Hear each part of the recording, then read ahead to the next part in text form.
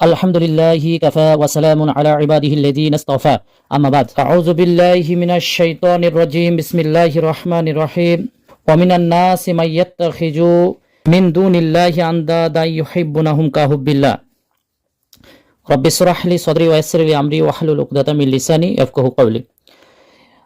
আজ অনলাইনে একটি বিষয় তুল কালাম চলছে, সেটা হচ্ছে মাজারের বিষয় নিয়ে।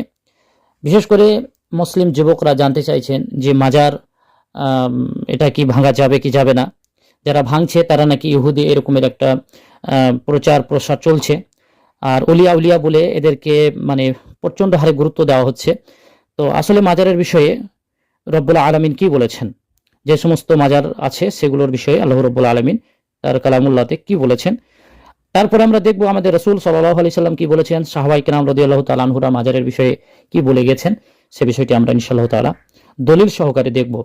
প্রত্যেকের কাছে আমার বিনীত অনুরোধ থাকবে যে আপনারা অবশ্যই আমি যে দলিলগুলো কোট করব সে দলিলগুলো আপনারা অবশ্যই চেক করবেন।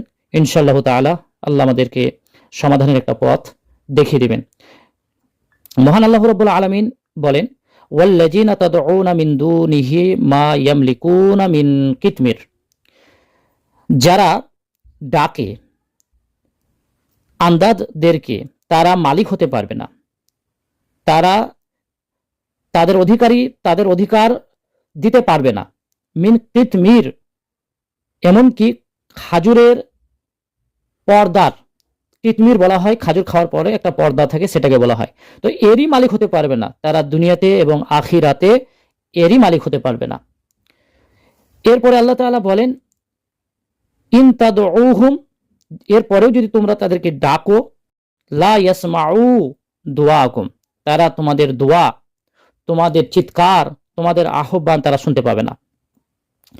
ওয়ালাউ সামিউ, তারপরেও জেনে রাখো তোমাদের যে ফরিয়াদ, তোমাদের যে চাহিদা, সেই চাহিদা সম্পর্কে তারা মা ইয়াস্তাজাবু লাকুম, তোমাদের চাহিদাকে তারা পূরণ করতে পারবে না। তোমাদের চাহিদা তো তারা পূরণ কখনোই করতে পারবে না। এই আয়াতটি এসেছে সূরা আল ফাতির আয়াত নম্বর 13 এবং 14, দুটি আয়াত খুবই ইম্পর্টেন্ট আয়াত।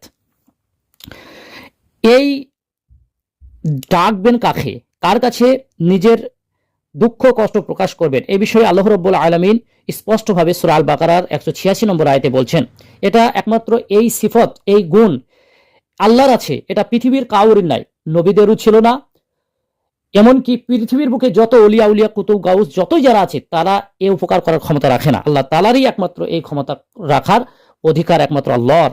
তাই আল্লাহ রাব্বুল আলামিন তার প্রিয় রাসূলকে বলছেন, ওয়া ইযা সাআলাকা ইবাদি আন্নী ফাইন্নী করিব, হে রাসূল, তোমাকে যদি প্রশ্ন করে আমার বিষয়ে আমার বান্দারা, তাহলে তুমি বলে দাও যে আমি তাদের খুব কাছাকাছি আছি। তারা আমার কাছে যা চায় আমি তাদেরকে দাওয়াতে দাঈ ইযা দাআনি, তারা যে বিষয়ে আমার কাছে ফরিয়াদ করে, যা আমার কাছে যে বিষয়ে দোয়া করে আমি দাআনি তাদেরকে দিয়ে থাকি। উজিবু দাওয়াতি দাঈ ইযা দাআনি, তারা যা দরখাস্ত করে আমি তা কবুল করি। আয়াতটি সূরা আল বাকারার 186 নম্বর আয়াতে এসেছে।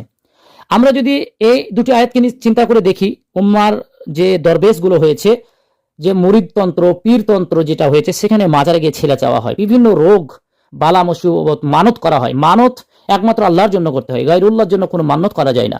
মসজিদের জন্য মানত করা হয়, কিন্তু কখনোই পীরের নামে, কোনো ওলিয়া উলিয়ার নামে মানত করা যাবে না। এটা একদম পুরো হারাম এবং এটা পুরো শিরক। রাসূল সাল্লাল্লাহু আলাইহি ওয়াসাল্লাম কি বলেন দেখুন, হাদিসটি রাওয়াহু তিরমিজিতে এসেছে 2516।